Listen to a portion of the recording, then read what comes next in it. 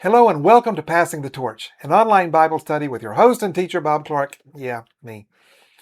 We're continuing on with our Mosaic of Bible Prophecy, where we're going to be doing not just a single study, but 8 different studies. We think it'll be 8 at the time, or at this time, talking about Bible prophecy.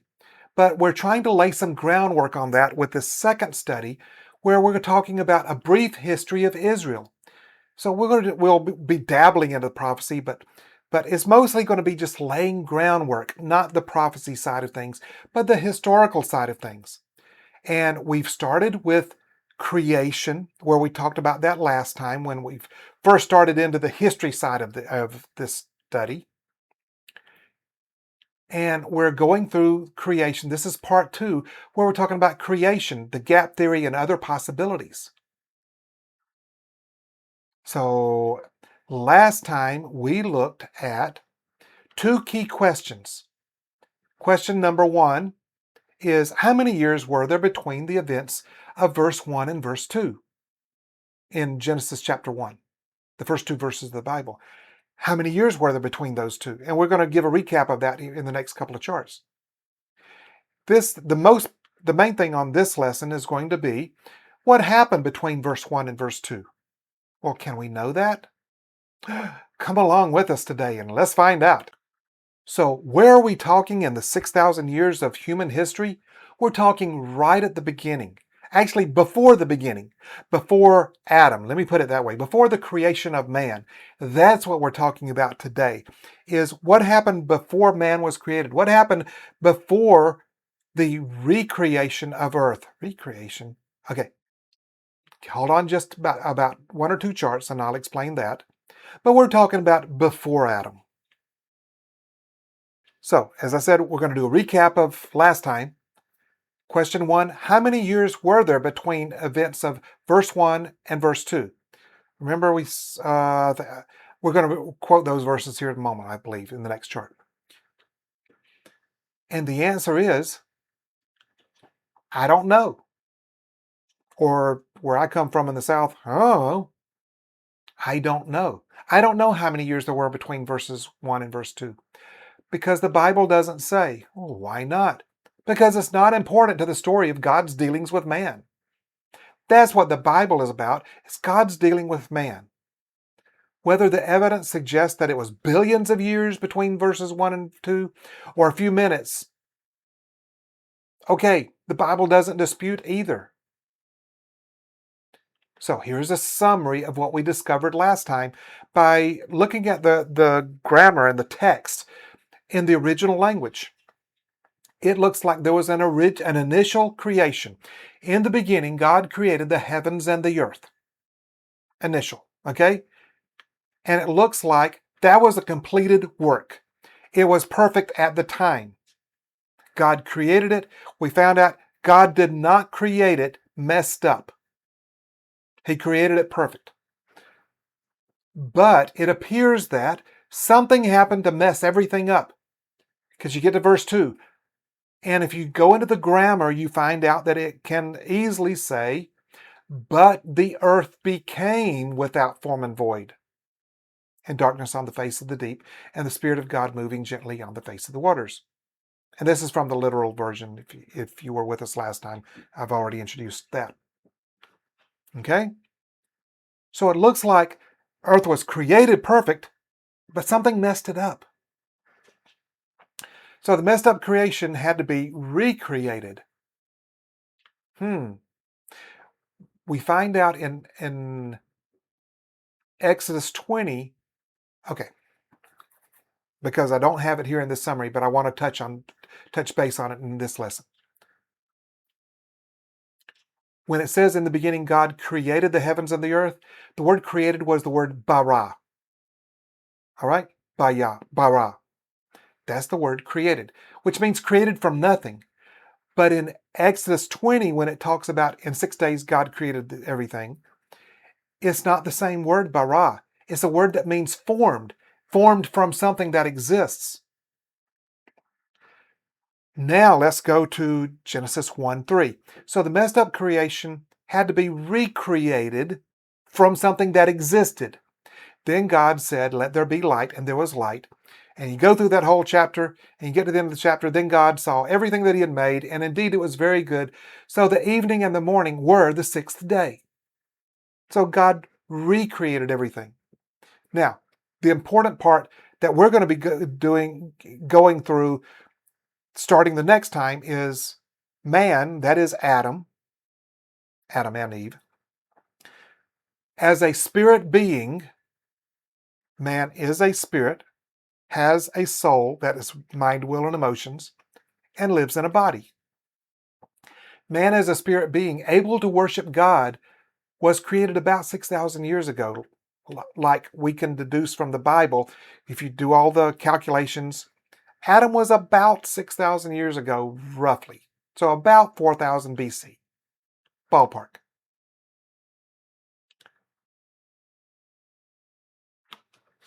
And this is where, in this recreation story, I'm calling it recreation story, in Genesis 1, says, then God said, let us make man in our image.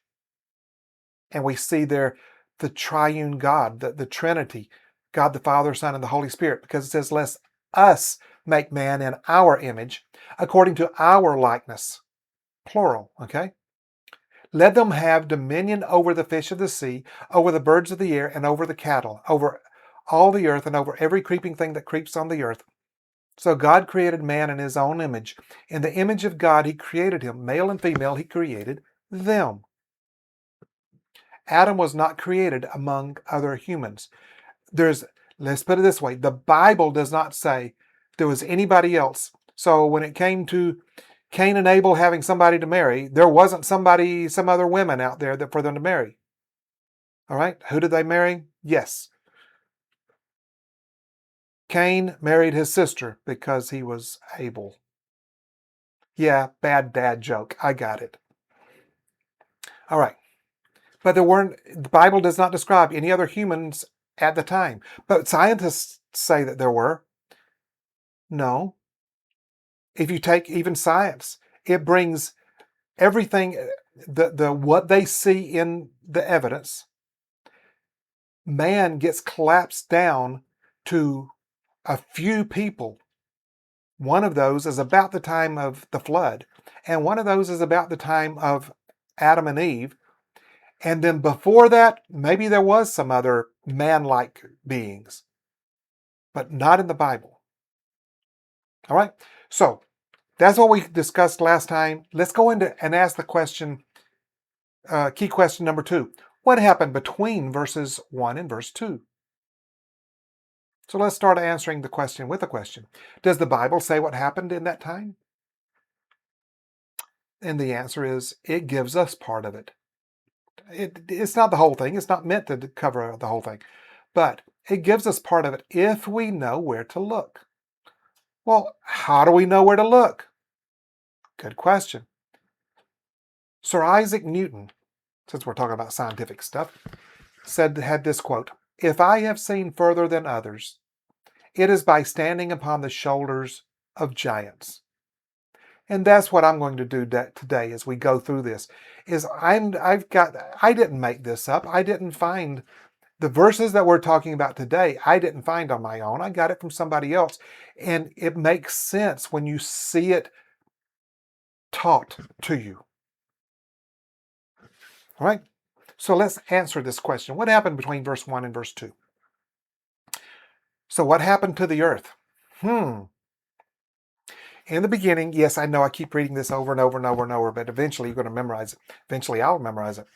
In the beginning, God created the heavens and the earth, but the earth became without form and empty, and darkness on the face of the deep, and the Spirit of God moving gently on the face of the waters. Verse 2 is from the perspective of the earth. But the earth became without form and void, or without form and empty, and darkness on the face of the deep. At the start of recreation, the sun was not providing light to the earth, because it says darkness on the face of the deep. The sun was not providing light to the earth. The earth was flooded with water. We know this scientifically. Now, if you have no sun, no light, and you have a planet full of water, what do you have? You have ice. It appears that all plant and animal life had to be recreated in that 6-day recreation period.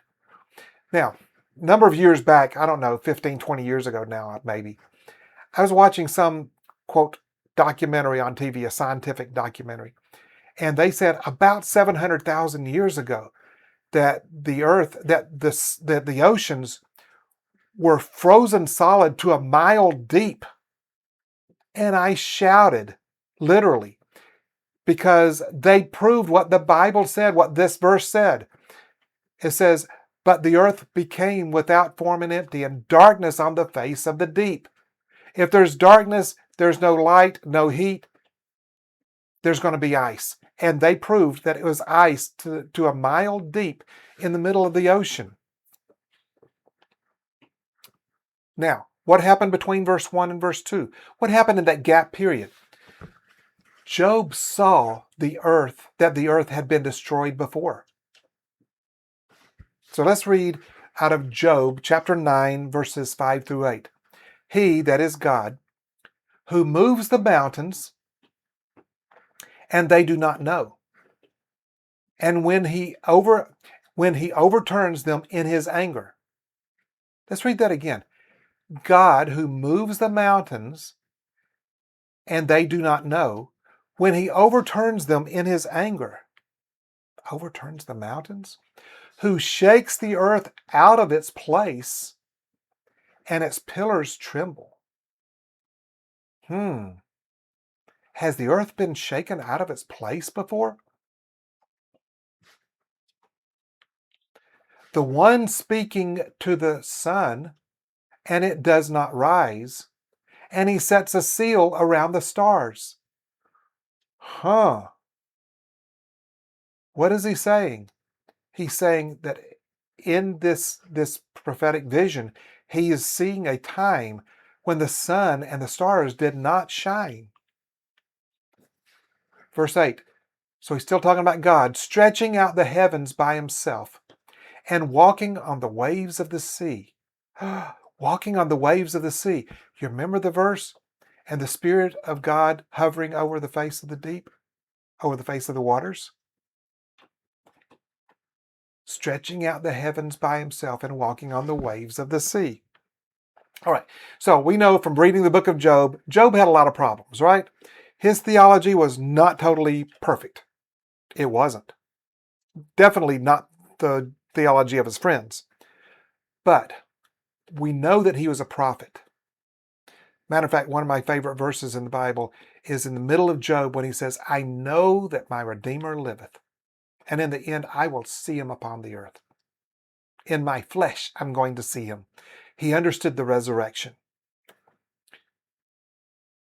But Job was a prophet. And when he's seeing these things and he's describing this vision, the destruction of the original creation on the earth was with great shaking, and the sun and stars were not allowed to shine on the earth. Well, what caused that? Don't know. But we see here that the earth was shaken out of its place. Something happened, and the earth could not see, or from the earth, there was not light getting to it. Things turned to ice. Job saw this. Jeremiah saw the destruction of the earth before Adam. Jeremiah chapter 4, starting at verse 23. I beheld the earth. So he's seeing a vision. He's describing this vision. I beheld the earth. And this is Jeremiah talking. This is not I as in God. This is I as in Jeremiah describing this vision. I beheld the earth, and indeed it was without form and void. There's that word, without form and void, tohu vabohu. And the heavens, they had no light. That's exactly what we learned from Genesis 1:2. I beheld the mountains, and indeed they trembled, and all the hills moved back and forth. Well, that matches what we just heard in Job chapter 9, verses 5 and 6. I beheld, and indeed there was no man, and all the birds of the heavens had fled. Jeremiah is seeing a time before man in this vision. I beheld, and indeed the fruitful land was a wilderness. Let me stop there a moment. Okay, you see what he's talking about. That man doesn't exist in this vision. The birds, they're not there.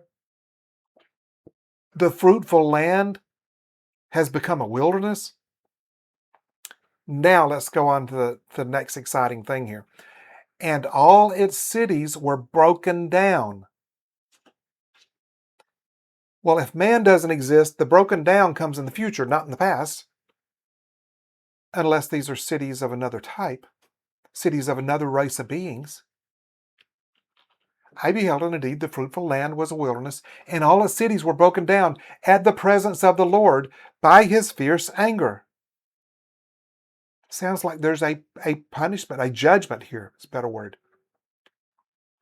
For thus says the Lord, the whole land shall be desolate, yet I will not make a full end.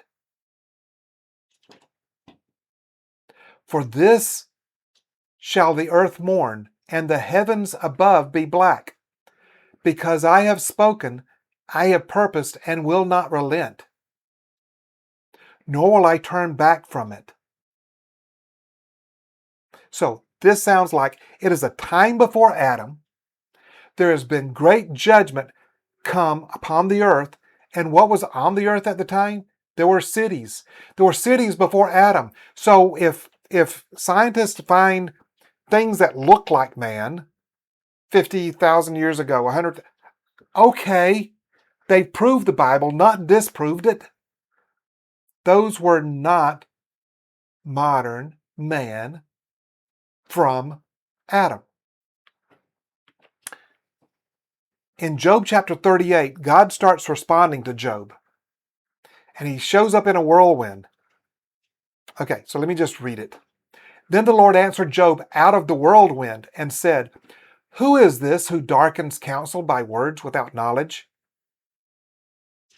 Now prepare yourself like a man.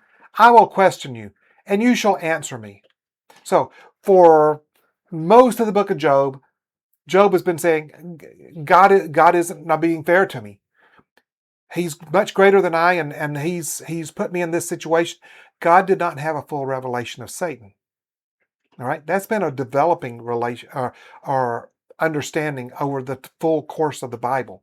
All right, and Job was probably the first book written in the Bible that was actually put, ink to paper. So God shows up in this whirlwind and he starts talking to Job after Job has been saying how unfair God was. And about this time, you can imagine Job feeling about that tall. It's like, I want to hide someplace. Then God starts up. Where were you when I laid the foundations of the earth? Tell me if you have understanding. Who determined its measurements?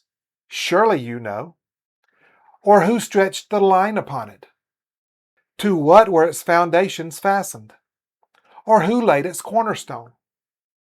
When the morning stars sang together, and all the sons of God shouted for joy.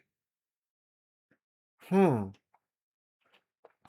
who shut in the sea with doors, when it burst forth and issued from the womb? When I made the clouds its garment, and thick darkness its swaddling band? When I fixed my limit for it, and set bars and doors? So we understand God is speaking in, if you will, a poetic language, but he's also being very matter of fact about it. Okay, he's established foundations. What are the foundations of the earth? We don't know. Scientists still don't know. Think about it. You may have a globe at your house or in your classroom if you go to school. Think of it. A globe. What are its foundations? Well, it's got this axis running through the middle of it so you can spin it. And then that comes around and then there's base to it. Well, we can see the foundations of that. What are the foundations of the earth? I don't know. Is it gravity? Maybe. But we don't fully understand it. Scientists don't fully understand it. Even if we say that it's gravity. Scientists don't fully understand gravity. They can describe it, but they can't understand it. So let's go back to the verse 7 and see what we can find out here. When the morning stars sang together, and all the sons of God shouted for joy. Morning stars, do stars sing? Okay, so we know that stars do have a harmonic frequency to them. So you can say in one poetic sense that they sing, but it is much more likely that this is talking about the angels, because we see in a number of places in the Bible where the stars are referring to angels. And all the sons of God, another term for angels. But there are different types of angels. We know that. So is morning stars referring to one type and sons of God referring to another? Not sure, but it's a distinct possibility. Or who shut in the sea with doors? That is, who said that the earth isn't totally covered with water, but that the earth, so we're going to get into this when we talk about the flood. It sounds like with this, that at one point the earth was totally covered with water, and that God allowed that water to sink into the earth where it was captured, where the land was able to come forth and dry up. And that actually matches with some of the scientific evidence, okay? When I made the clouds its garment, that's talking about the earth, and thick darkness its swaddling band. So God had to come back and do some recreating when I fixed my limit for it and set bars and doors. Now, Job 38, starting at verse 11, when I said, this far you may come, talking about the sea, but no further. And here your proud waves must stop. Have you commanded, talking to Job, have you commanded the morning since your days began and caused the dawn to know its place, that it might take hold of the ends of the earth and the wicked be shaken out of it? Think of the last two places where we looked, where it talks about the shaking that happened for this pre-Adamic race of beings. Yes, I'm carefully choosing my words here. So before Adam, pre-Adamic, it looks like there was a race of beings, and there was some wickedness there. And so God had to shake the wickedness out of it. It, that is the morning, takes on form like clay under a seal and stands out like a garment. From the wicked their light is withheld, and the upraised arm is broken. So the light was stopped. That's what we see in Genesis chapter 1, verse 2. Have you entered the so he's still talking to Job. Have you entered the treasury of snow? Or have you seen the treasury of hail, which I have reserved for the time of trouble, for the day of battle and war? What's he talking about? I am not going to tell you that this is absolutely what it is, but I'm going to suggest that this is a distinct possibility. That what he's talking about is, so scientists tell us about the Kuiper belt, I believe is how you pronounce it, that goes way around the solar system. That's where the comets are, and there's a bunch of icy bodies there. Is it possible that it's these large icy bodies that penetrate the Earth's atmosphere and cause large hailstones to hit the Earth in the time of the book of Revelation, when we see hailstones coming to the Earth? Is that what he's talking about? The treasury of snow, or have you seen the treasury of hail, which I have reserved for the time of trouble, for the day of battle and war? Something to think about. I'm not saying that's true, that what my suggestion is true, but it's something to think about. Skipping over another few verses to verse 30. The waters harden like stone, and the surface of the deep is frozen. We go back to Genesis 1:2. All right. So it looks like we have evidence of things that happened before Adam, that there was a race of beings that fell. But let's look into that more, okay? In Isaiah chapter 14, and we're going to read verses 12 through 15, and we're going to start finding out, it talks about Satan. And we're going to start learning about things that happened to Satan before Adam ever showed up. Verse 12, how you are fallen from heaven, O Lucifer, son of the morning. How you are cut down to the ground, you who weakened the nations. When was that? For you have said in your heart, I will ascend into heaven. I will exalt my throne above the stars of God, angels. I will also sit on the mount of the congregation on the farthest sides of the north. I will, notice this I will keeps showing up here. I will be like the Most High. Okay, I think I'll skip that. I will ascend above the heights of the clouds. I will be like the Most High. Yet you shall be brought down to Sheol, to the lowest depths of the pit. This is God talking to Satan through the prophet Isaiah. Now, when was this? Well, Satan showed up in the Garden of Eden, so he as a already fallen being, right? So it had to have been before Adam. Before Adam, Satan said the what is it? 1, 2, 3, 4, the 5 I wills of Satan. I thought I remembered it being 5. I will ascend into heaven. I will exalt my throne above the stars of God. I will also sit on the mount of the congregation on the farthest sides of the north. I will ascend above the heights of the clouds. I will be like the Most High. The 5 I wills. That was before Adam. So verse 12 is probably before Adam as well. How you are fallen from heaven, O Lucifer, son of the morning. How you are cut down to the ground, you who weakened the nations.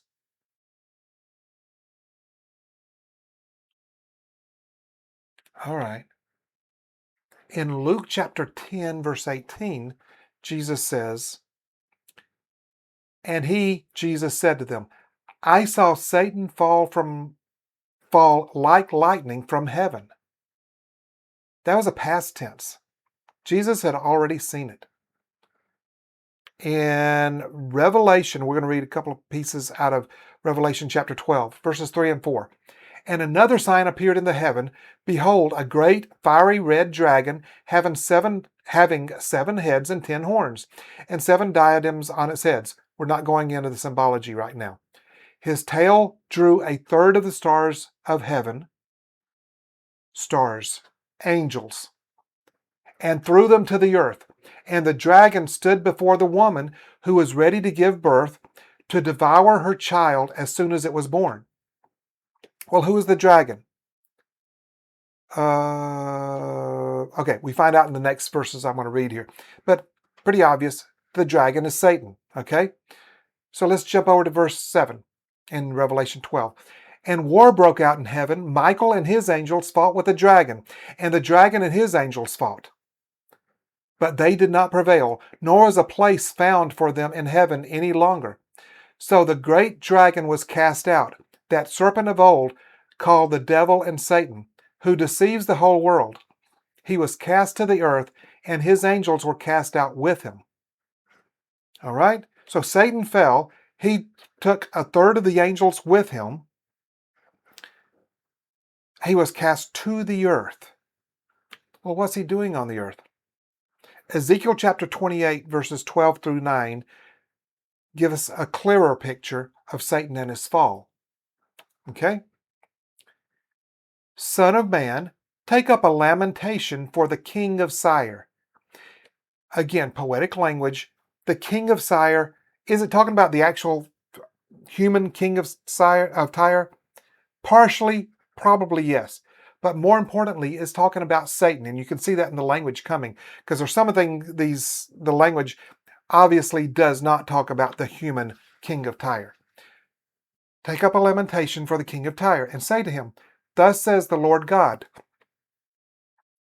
you are the seal of perfection, full of wisdom and perfect in beauty.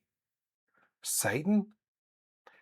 Everything was created perfect and beautiful when it was first created, including Satan.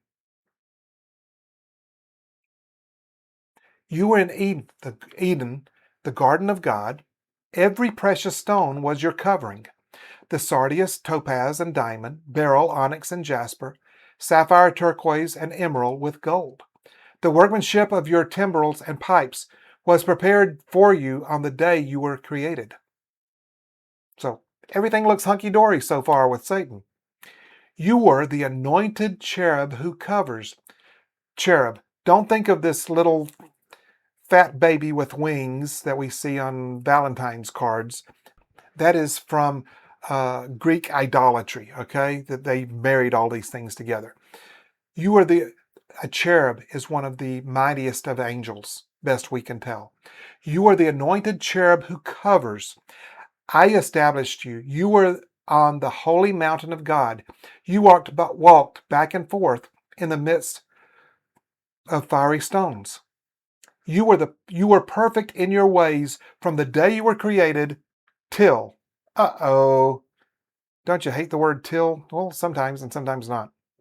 Till iniquity was found in you, until sin was found in you. You were perfect up until then, but you messed up. Let's keep going. Verse 16 out of Ezekiel 28. By the abundance of your trading, you became filled with violence within, and you sinned. Therefore I cast you as a profane thing out of the mountain of God, and I destroyed you, O covering cherub, from the midst of the fiery stones. Your heart was lifted up because of your beauty. We talk about the pride of Satan. Okay, there it is. Your heart was lifted up because of your beauty. You corrupted your wisdom for the sake of your splendor. I cast you to the ground. I laid you before kings that they might gaze at you. Excuse me, when was this? This was before Adam. I laid you before kings. Who are these kings that God laid him before? Good question. Verse 18, you defiled your sanctuaries by the multitude of your iniquities, by the iniquity of your trading. Again, we come back to that. Therefore, I brought fire from your midst. It devoured you, and I turned you to ashes upon the earth in the sight of all who saw you. All who knew you among the peoples are astonished at you. You have become a horror and shall be no more forever. So I'm hoping, yeah, okay. I do have charts that go through this, piece at a time. In verse 16, by the abundance of your trading, you became filled with violence. Okay, verse 18, you defile your sanctuaries by the multitude of your iniquities, by the iniquity of your trading. Satan fell at least in part because of his trading, engaging in business, merchandising, perhaps cheating others. Now let's go back first. Defiled your sanctuaries? Satan had sanctuaries. Think of a temple sanctuary. And he defiled it by trading, by merchandising. Is this why Jesus got so mad at the money changers in the temple? That is the sanctuary. Remember, he made a whip of ropes and overturned all the money changers' tables. Is that why he got so mad? Is because that was one of the original sins, is Satan had got involved in trading and was cheating people, just like these merchandisers were in the temple in Jerusalem? Is this why the love of money is a root of all kinds of evil? 1 Timothy chapter 6, verse 10. Some people say the love of money is the root of all evil. No, that's not what it says. The love of money is the root of all kinds of evil. Okay? But is that why? Because Satan loved money? So let's look at some truths regarding Satan. Satan is a real fallen angel. What class of angel? Don't know, except for he's a cherub. Okay? Because we don't see into that realm, we sort of group all of them as angels, but we know that there's different classes. He was a cherub.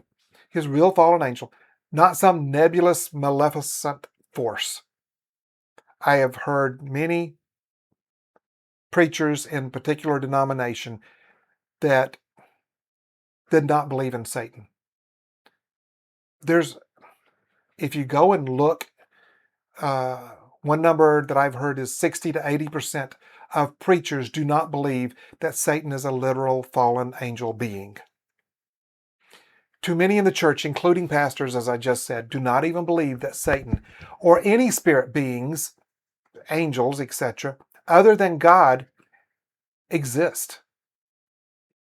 That's what the Sadducees were guilty of. You know, in the Bible, I see where Pharisees got born again. I don't see a single Sadducee that ever got born again.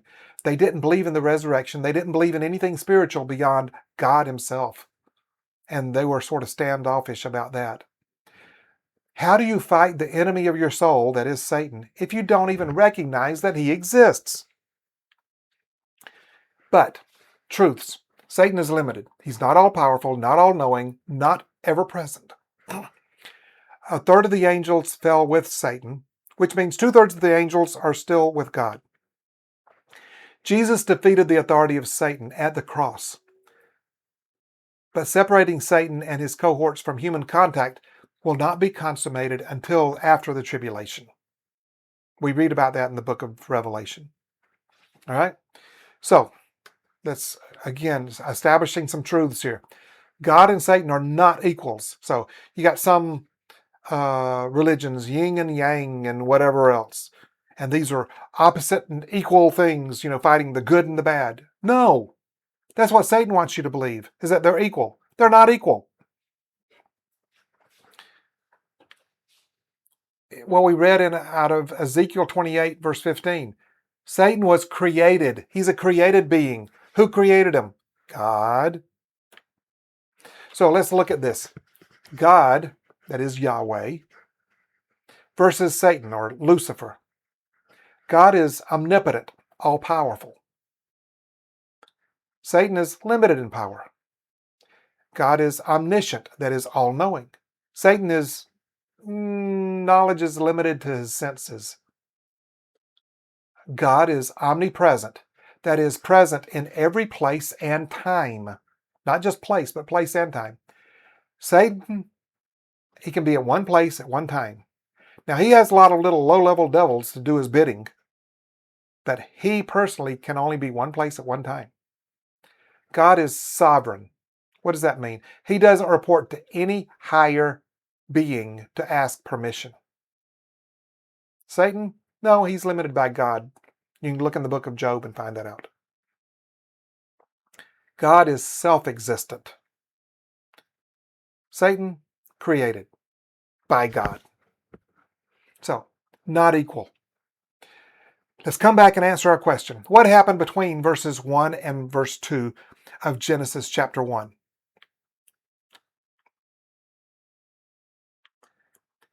It appears that Satan was given control over the earth as a king. He had cities, we saw that in Jeremiah 4:26. He had nations in Isaiah 14:12. He was given control over the earth as a king and as a priest. He had sanctuaries, we find that out in Ezekiel 28, over the beings that existed here at the time before humans. Now, I think this was before he fell. He was given control over the earth before he fell.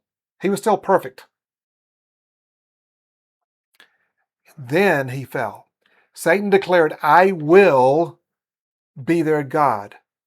That is the 5 I wills of Satan that we read in Isaiah 14, verses 13 through 14. There was a war in heaven that we see in the book of Revelation, chapter 12. War in heaven, and Satan and a third of the angels under his command were thrown out. Destruction of the earth and the nations who lived here and who followed Satan by cataclysmic earthquakes and eventually by flood before Adam. This is what looks like it has happened. We read it in Job, Jeremiah. It looks like the earth was created perfect. Satan was in charge. There were kings, there were nations, there were sanctuaries. But he decided to become their God instead of whatever he is, the anointed cherub that covered, that guarded. That's another word for covered, is guarded. And because of that, God brought judgment to the earth. Earth was destroyed as it had been. Nations were destroyed. Cataclysmic events, earthquakes, eventually flood. The earth became without form and void. Tohu vabohu, as we said, after the destruction. That's Genesis 1:2. Then we have a recreation and the creation of man. In Genesis 1, verses 3 through 31, actually goes through chapter 2, verse 3. This is what it looks like happened between verse 1 and verse 2 in Genesis 1. Now, can we absolutely prove it? It depends on if you believe the Bible or not.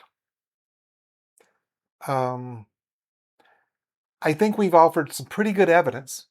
Can I say absolutely, positively, this is how it happened? No, I can't. But it sure looks that way to me. All right? You make up your own mind. I'm not going to argue with you. I can show you the evidence the way that I see it. But you make up your own mind. I'm not trying to do that. I'm not trying to force you into thinking one way or the other. All right? So, where are my sources of information for this? Remember I said at the beginning that if you want to, if I've seen further than other people, it's because I stood on the shoulders of giants, right? Sir Isaac Newton's quote. Well, the Bible, right? Obviously. Chuck Missler is a great resource for a lot of this. There's a tape series that I've heard a number of times by, of all people, Benny Hinn, and it's The War in the Heavenlies. And he laid out a lot of what I laid out in this. So a lot of the where to look for some of these pieces in Jeremiah and Job and such, I got from him. Albert Barnes' notes on the Bible, his commentary. God's Plan of the Ages for Man by Finus Jennings Dake. It's associated with the Dake's Bible. So also the notes in the Dake annotated reference Bible that was annotated by Finus Jennings Dake and other places. So I'm not the only one who believes in the gap theory. Is it possible that the other theories are correct? Yeah. But I think there's a lot more evidence for the gap theory than the other ones. That's the reason I believe that. So you believe what you want to believe. All right? Important takeaways. And this is a repeat of the chart 2 charts ago. I'm not going to repeat it. So it looks like Satan was given control of the earth, but he rose up and wanted to be their God. And so at that point, iniquity was found in him.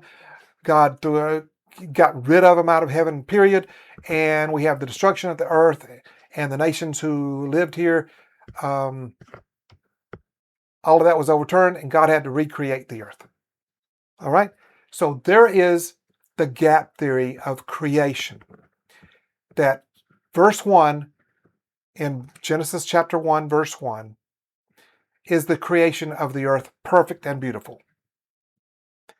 And then between verse 1 and verse 2, Satan fell. Whatever the race of beings were here at the time, they fell with him. And everything had to be recreated. And that was what man, Adam, was created into. All right? There's the gap theory. So next time, we'll talk specifically about the creation of man. Specifically Adam and Eve. The time after that, we'll talk about the fall of man. We're laying some foundation here to get into being able to talk about the history of Israel. But if you don't understand this foundation, you won't understand any of the Bible. That's why we're spending so much time on it. All right? So next time, creation of man. And I hope to see you here next time here on Passing the Torch. So long.